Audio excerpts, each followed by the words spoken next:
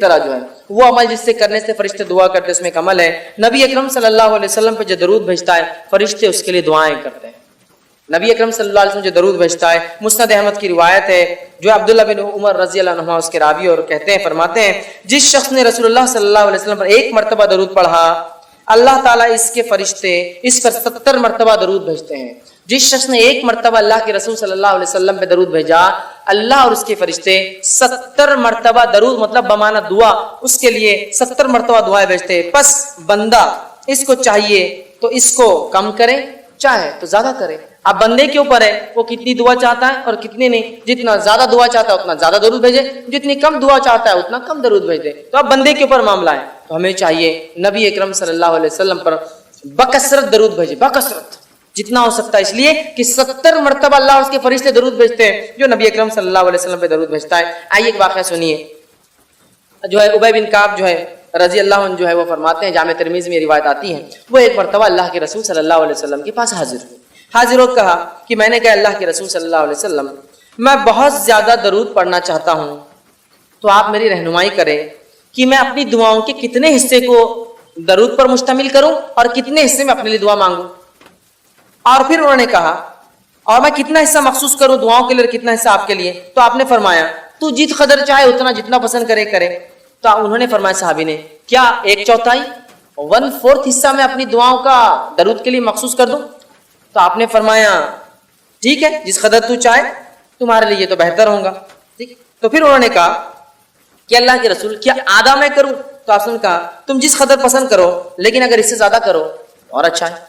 پھر انہوں نے کہا کہ اللہ کے رسول صلی اللہ علیہ وسلم 2/3 2/3 میں اگر دعائیں کروں مطلب درود بھیجو اور باقی دعا؟ تو آپ نے فرمایا تم جس قدر پسند کرو حصہ مخصوص کرو گے لیکن جتنا زیادہ کرو گے تمہارے لیے ٹھیک ہوگا۔ تو انہوں نے فرمایا کہ اللہ کے رسول میں اپنی دعا کے بجائے صرف آپ پہ درود ہی بھیجتا ہوں، اب کیونکہ آپ نے پاؤ کہا تو آپ نے کہا زیادہ کرے تو بہتر ہے، میں نے آدھا کہا تو آپ نے کہا زیادہ کرے تو بہتر ہے، میں نے 2/3 کہا تو آپ نے کہا زیادہ کرے تو بہتر ہے، اب میں کیا کرتا ہوں صرف آپ پہ درود بھیجتا ہوں۔ تو آپ نے فرمایا کہا تو پھر تو تمہارے غموں کی کفایت کی جائیں گی، اگر تم نے صرف میرے اوپر درود ہی بھیجا اور دعا اپنے لیے نہیں مانگی تو پھر تو تمہارے غموں کی اللہ کفایت کر جائیں گا، جتنے غم اور پریشان کفایت کر جائیں گی اور گناہوں کو معاف کر دیا جائے گا۔ تو اس حدیث سے پتہ چلا نبی اکرم صلی اللہ علیہ وسلم درود بھیجنے سے غموں کی کفایت ہو جاتی ہے، ہر غم اللہ دور کر دیتا ہے اور اللہ تعالیٰ جو ہے ہمیں ہمارے گناہوں کو معاف کرتا ہے۔ تو ہمیں چاہیے کثرت سے نبی اکرم صلی اللہ علیہ وسلم درود بھیجے، دنیا کا بھی فائدہ اور آخرت کا فائدہ، دعائیں قبول ہو رہی ہے، معافی بھی مل رہی ہے، فرشتے بھی دعا کرے، اللہ بھی درود بھیج رہا ہے، اور 70 مرتبہ ایک بار بھیجو، 70 مرتبہ اللہ اور اس کے فرشتوں کی دعائیں۔ اسی طرح جو ہے اللہ سبحانہ تعالیٰ سورہ کہف سورہ نمبر 18 آیت نمبر اس کی 7 میں فرماتا اور کہتا ہے ان جعلنا ما علی الارض زینۃ لها لیبلوہم ایہم احسن عملا۔ اللہ فرماتا اور کہتا ہے کہ روئی زمین پر جو ہے ہم نے اسے زمین کی رونق کا باعث بنا دیا ہے، زمین کے اوپر تمام جو چیزیں ہیں ہم نے اسے رونق کا باعث بنا دیا، جو کچھ اللہ نے اس میں پیدا کیا اس میں رکھا ہے۔ اور آگے فرمایا لہا لیبلوہم ایہم احسن عملا، تاکہ تمہیں آزمائے تم میں کون ہے جو اچھے اعمال کرتا ہے۔ تو گویا زمین پہ جو کچھ اللہ نے پھیلا رکھا ہے یہ اللہ رب العزت کا ایک ٹیسٹ ہے کہ اللہ فرما رہا ہے کہ ہم نے زمین پہ جو کچھ ہے اس کو زینت بنایا ہے اور اس کے ذریعے ہم تمہارا امتحان لیتے ہیں کہ کون اس میں اچھے اعمال کرتا ہے۔ زینت وہ چیز ہوتی ہے جو انسان کی نظروں میں چمکے، جس کی طرح وہ متوجہ ہو، جو وہ کرنا چاہے۔ تو جو کچھ زمین میں ہے یہ زینت ہے اور اس کے ذریعے اللہ آزماتا ہے کون ہے جو اس کے اندر جو ہے اچھے اعمال کرتا ہے۔ اللہ نے کیا کچھ دنیا میں نہیں بنایا اور اس کے بعد اس کی مناہیات دے دی کہ یہ حرام ہے اور یہ حلال ہے، اور پھر آزما رہا ہے اب کون ہے جو حرام سے بچتا ہے اور کون حلال کی طرف جاتا ہے اور اچھے اعمال کرتا ہے۔ تو گویا یہاں بھی جو اللہ فرما رہا ہے کہ دنیا جو اس نے بنائی، تمام چیزیں جو بنائی، یہ بھی ایک قسم کا ٹیسٹ اور آزمائش ایک مومن کے لیے یاد رکھیے۔ اسی طرح اللہ سبحانہ تعالیٰ فرماتا ہے سورہ انبیاء سورہ نمبر 21 اس کی آیت نمبر 35 میں اللہ کہتا ہے اور فرماتا ہے وَنَبْلُوَكُمْ بِالشَّرِّ وَالْخَيْرِ فِتْنَةٌ وَإِلَيْنَا تُرْجَعُونَ۔ اللہ فرماتا اور کہتا ہے ہم بطریق امتحان، ہم بطریق آزمائش تم میں سے ہر ایک کو برائی اور اچھائی سے جو ہے ٹیسٹ کرتے ہیں۔ ہم بطریق امتحان تم میں سے ہر شخص کو اچھائی دے کر اور برائی دے کر جو ہے جانچتے ہیں، امتحان کرتے ہیں، بھلائی میں مبتلا کرتے ہیں، اور تم سب کو ہماری طرف لوٹ کر آنا ہے۔ تو اس آیت میں اللہ یہ فرما رہا ہے کہ یہ ہمارا طریقہ ہے کہ ہم ایسا ٹیسٹ کرتے ہیں، ایسا امتحان لیتے ہیں لوگوں کو اچھائی دے کر اور برائی دے کر، شر اور خیر دے کر۔ شر اس اعتبار سے کہ ظاہری طور سے لگے مجھے کہ اگر میں ایمان پر چلوں تو دنیاوی نقصان ہوگا، مجھے لگتا ہے، لیکن اس میں آخرت کے اعتبار سے خیر ہے۔ یا اس اعتبار سے کہ اللہ ہمیں خیر دے دیتا ہے اور آزماتا ہے کہیں شر کی طرف ہم متوجہ تو نہیں ہوتے۔ تو گویا اللہ نے جو خیر اور شر دیا ہے یہ دونوں کے ذریعے اللہ رب العزت ہمیں اور آپ کو آزماتا ہے. یاد رکھیے انسانوں کو آزماتا ہے. اس کا اصل مقصد ہی یاد رکھیے انسانوں کی آزمائش ہے. تو اللہ رب العزت نے اس چیز کو اعلان کر دیا کہ خیر اور شر کے ذریعے اللہ سبحانہ تعالیٰ مجھے اور آپ کو آزماتا ہے. یاد رکھیے. تو کسی چیز کا خیر ہونا اس میں کیسی آزمائش ہو سکتی ہے؟ آزمائش یہ ہے کہ اللہ نے بہت ساری نعمتیں دنیا کی دے رکھی ہے, اب جانچنا چاہتا ہے کیا حرمت سے بچتے ہوں یا حرام کاموں میں جو ڈوب جاتے ہوں. اسی طرح کچھ نعمتیں اللہ دنیا کی چھین لیتا ہے اور پھر آزما کے دیکھتا ہے کیا شکر گزار بنتے ہو اللہ کے یا ناشکری کرتے ہو اس حالت کے اندر. تو گویا خیر اور شر دونوں کے ذریعے اللہ رب العزت میرا اور آپ کا, ہم تمام کا جو ہے امتحان لیتا ہے. اسی طرح جو ہے جب اللہ رب العزت مومنوں کو لیکن آزماتا ہے, ان کا ٹیسٹ لیتا ہے, تو یاد رکھیے اس آزمائش کا بدلہ بھی دیتا ہے.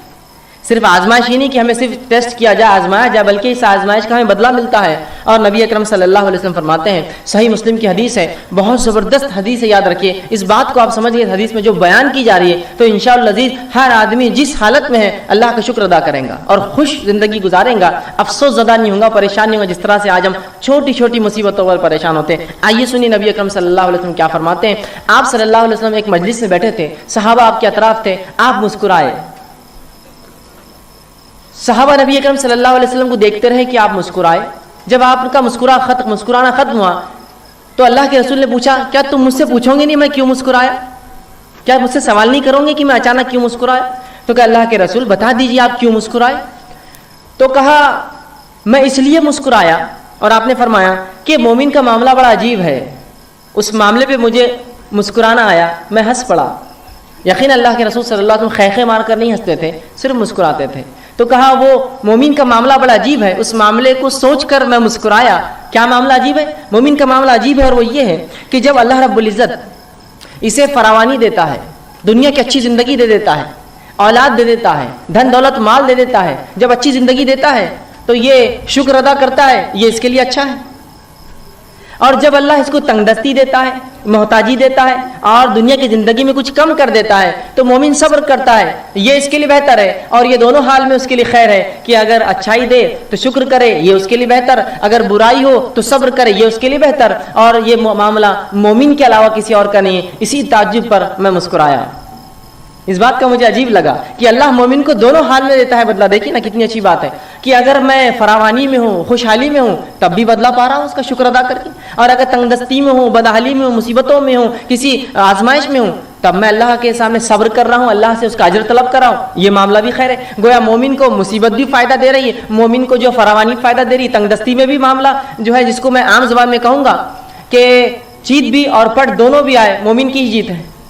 برے حالات آئے تو بھی اس کو فائدہ, اچھے حالات آئے تو بھی اس کو فائدہ. شکر ادا کرے اچھے حالت میں, اللہ بدلہ دے گا. صبر کرے برے حالت میں, اللہ بدلہ دے گا. تو مومن کا معاملہ عجیب ہے, رسول اللہ نے فرمایا. اور یہ معاملہ آپ نے حدیث سے فرمایا صرف اور صرف مومن کا ہے, مومن کے علاوہ یہ معاملہ کسی کا بھی نہیں. یاد رکھیے کسی اور کا نہیں ہے مسئلہ, صرف ہمارا معاملہ ہے جو ایمان کا دعویٰ کرتے ہیں. دونوں حال میں خوش ہوتے ہیں, دونوں حال میں بدلہ پاتے ہیں. اسی طرح جامع ترمذی کی روایت ہے, آپ صلی اللہ علیہ وسلم فرماتے ہیں جب مومن کو اللہ آزماتا ہے تو کیا ملتا ہے اس کے بدلے. سنیے, اب آپ صلی اللہ علیہ وسلم فرماتے ہیں آزمائش مومن پر آتی رہتی ہے, آزمائش مومنوں پر آتی رہتی ہے, اور ان کی جان میں آتی ہے, ان کے مال میں آتی ہے, ان کی اولاد میں آتی ہے. جان میں آنا, بیمار ہو گیا, معذور ہو گیا, جان پر بھی مسئلہ آ گیا.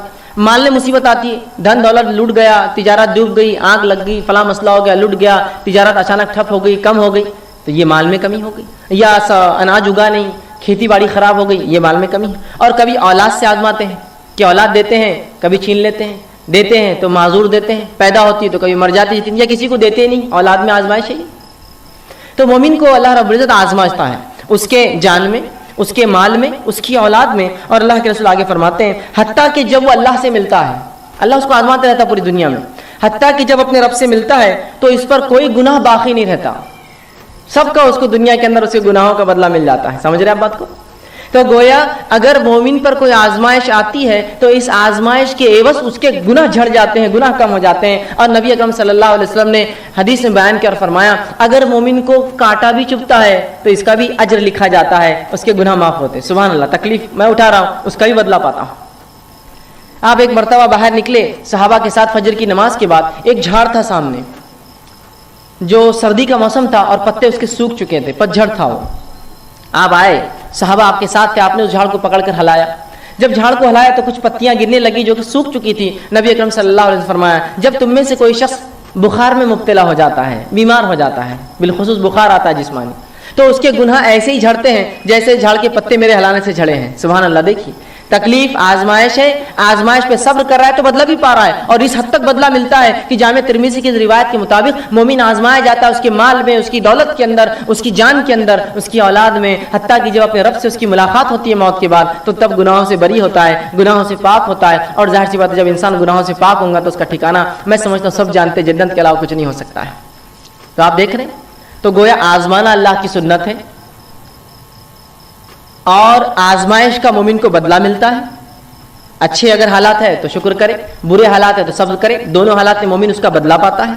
اور مومنوں کو جو آزمائشیں آتی وہ ایسا بدلہ دیتی ہے کبھی کبھار کہ وہ اتنا آزمایا جاتا ہے کہ روز قیامت اس پر کوئی گناہ باقی نہیں رہتا, وہ بالکل جو ہے اللہ کے سامنے ایسا حاضر ہوتا ہے کہ وہ جو ہے بالکل گناہوں سے پاک اور جو ہے صاف ہوتا ہے. تو گویا مومن پر جو بھی مصیبتیں آفتیں آتی ہیں اللہ رب العزت اس کا بدلہ بھی دیتا ہے.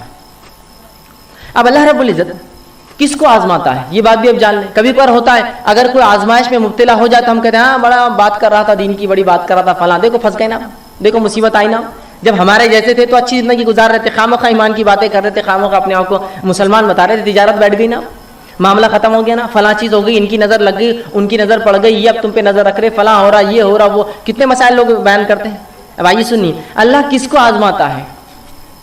تو اللہ رب العزت یاد رکھے صرف انہی کو آزماتا ہے جن سے وہ محبت کرتا ہے. یاد رکھیے اللہ انہی کو آزماتا ہے جن سے وہ محبت کرتا ہے. اسی لیے تو صحابہ چاہتے تھے کہ جب ان کو آزمائش نہیں ہوئی تو کیوں نہیں ہوئی ہماری آزمائش, کہ بدلہ تو نہیں مل جا رہا آخرت کا, اس لیے تو سوچ رہے تھے, اس لیے کہ وہ جانتے تھے اللہ جن سے محبت کر انہیں آزماتا ہے. آئیے دلیل میں آپ کو دیتا ہوں. جامع ترمذی کی روایت جو میں نے آپ کے سامنے دو حدیثیں جو ہے تلاوت کی, اس میں سے پہلی حدیث تھی جامع ترمذی کی روایت ہے. نبی اکرم صلی اللہ علیہ وسلم فرماتے کہتے ہیں ان اللہ تعالی اذا احب قوما ابتلاهم, جب اللہ کسی قوم سے محبت کرتا ہے, کچھ لوگوں سے جب اللہ محبت کرتا ہے تو انہیں مصیبت میں ڈال دیتا ہے, مبتلا کرتا ہے, آزماتا ہے انہیں.